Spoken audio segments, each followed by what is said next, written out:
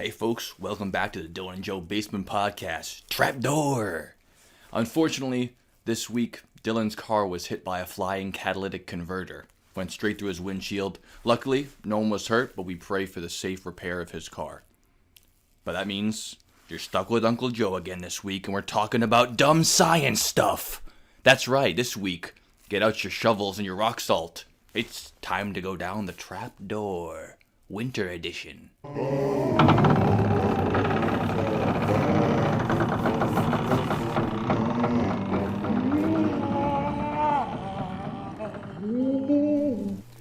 That's right, this week we're talking about the fluffy white stuff that turns your commute into a frozen hellscape and makes me not have to go into work this Friday.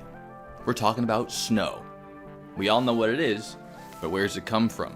For the answer, you'll have to look up. 14 billion years ago, the most important event in the history of anything occurred. It's the Big Bang, where all energy and particles exploded out uniformly all over the entire universe. Well, didn't really explode out into the universe because there was no universe beforehand. It didn't explode into space as much as space exploded into not space. Are you following me so far? It only gets more fun from here. Now, eons of this particle soup bouncing off each other occurs until they start to coalesce into what we call an atom. Let's talk about the most basic one, hydrogen. One proton, one neutron, one electron. And you have it. The most simple element in the universe is also the most plentiful. There's more hydrogen in our universe than anything, by a lot. And it's lucky for us too. You'll see why. Let's flash forward to 4.5 billion years ago when one metric shit ton of material coalesced together into a giant celestial sphere we call planet Earth. Now, I wouldn't recognize it at the time. It was kind of going through its teenage years, its puberty phase. It had craters all over it, and it was basically unlivable. At least for us human beings. And we're really the most important. 100 million years after that, something amazing occurs. An atom meets another atom, and they fell very much in love with each other. And when two atoms love each other very much, and they meet a third, larger atom, and they all want to get together and make magic and, create new life, right? That's what we call H2O. Two hydrogen atoms and one oxygen makes the ingredient we call water. And liquid water on planet Earth, now that's what gets this party started. Now, water exists on Earth in all states of matter. Liquid, vapor, as well as solid. That's where our tale brings us today. Water can't become snow until it freezes, and that happens at 0 degrees. Celsius, of course. Or, for some reason, 32 degrees at Fahrenheit. Which really makes my blood boil. Which happens at 100 degrees. Same as water, actually. Now, Earth hasn't always been cold enough to support the creation of solid water, also known as ice. For hundreds of millions of years, it was so hot you'd be nary to find an ice cube on the whole damn planet. That's why when dinosaurs roamed the Earth, they couldn't go skiing.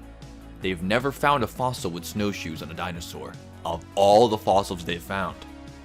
Think about it. But the Earth, she goes through these phases. Give or take 100 million years or so, she can be a real frigid bitch. Yeah. When those periods occur, we call them an ice age. Record cold temperatures all over the planet, and those glaciers of ice sheets stretch over the whole world. Just cold as hell. Or brick, as the kids would say. Which is stupid, because there's already a word called brisk. Someone definitely pronounced it wrong, and now they keep saying it. I'm mad. The last ice age lasted for 70,000 years, where sheets of solid ice reached as far south as Virginia. Don't worry though, there's no chance of that ever happening again because of all the tons of carbon we're releasing in the atmosphere every day. When the water on Earth evaporates and goes up into the upper atmospheres, those little water droplets condense into liquid water. But it's so damn cold up there. They start to freeze and form ice crystals.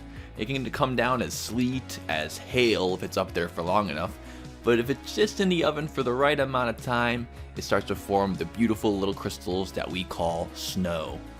Because all these little water droplets are spinning and tumbling around in different conditions. It could be extra cold, extra windy, not cold enough. They all form in their own unique way, like their own little unique snowflake.